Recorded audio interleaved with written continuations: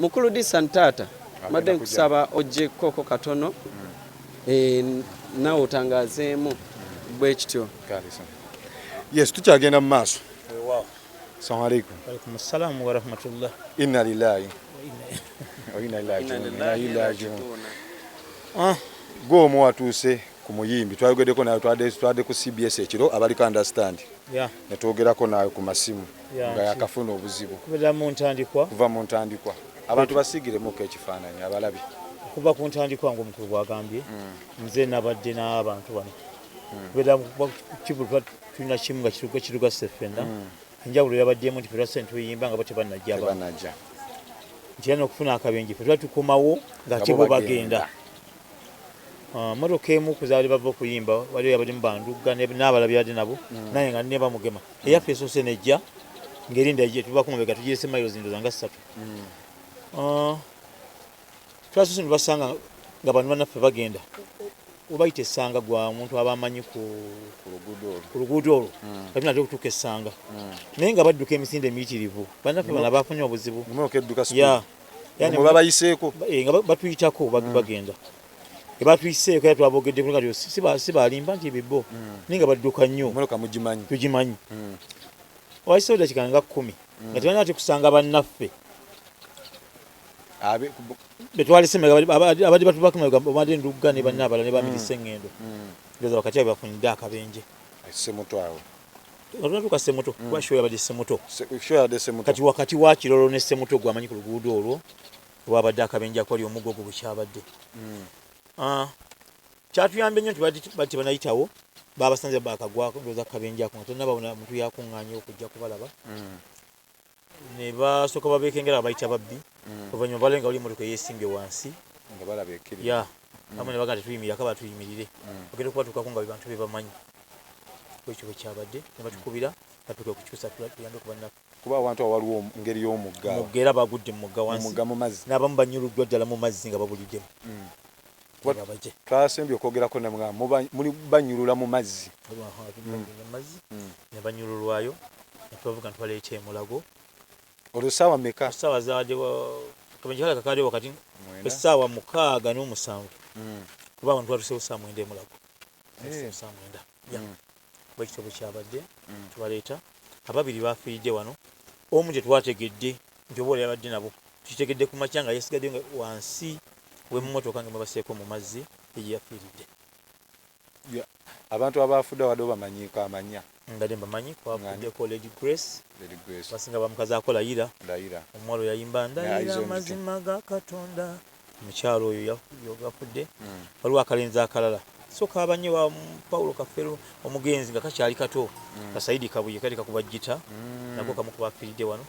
n'omulala abadde kojja wa Limpa yabadde avuga yafiridde Saidi eri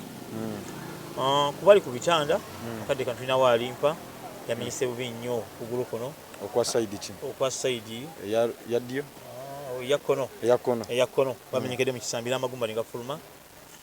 kitwase okufuna gye bugenza okuzibira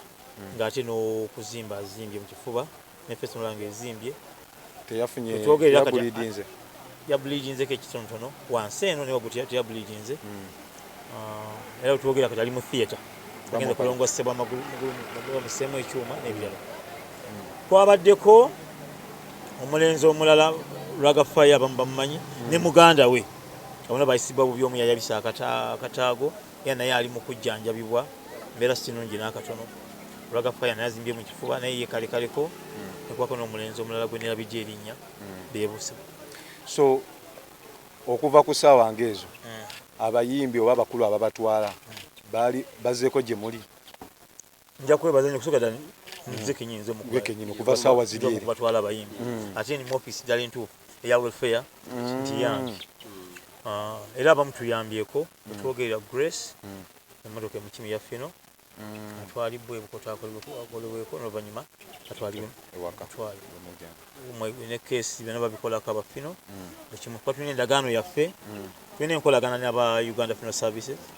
nti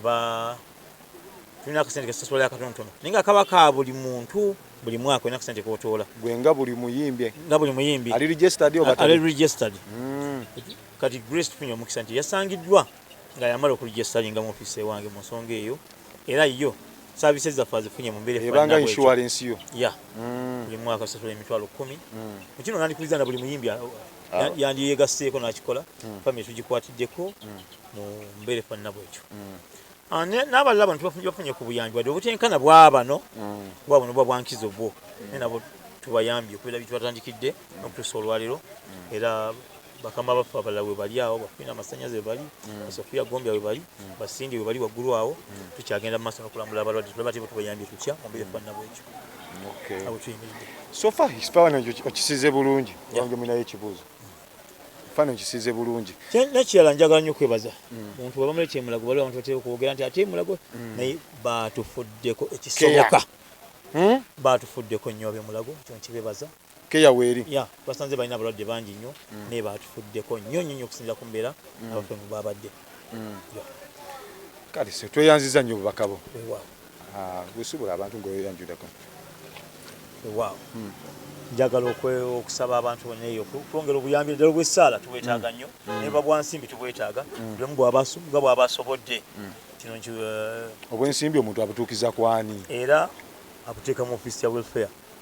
ya Disani Kasasa kati oba tasobodde nga mobile money some namba abuteeka ku nooti 77734 abutuumije nooti 77734 077 34 2013 oyinza okuyisa obuyambi Disani Kasasa wa welfare kuuma tweyanza nnyo mukulu Disani Kasasa kale taata ready batabeeranga baba nduga bwe twogerera enteekateeka z'abalala tezina kuggwa olw'ensonga family zaabwe tuzifunye bugenzi naye family kyosobola okufunako eya Lady Grace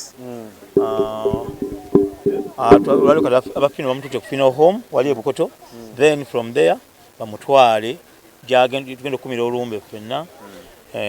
bayitawo Kyampisi ebugerere Kayunga district wetulaga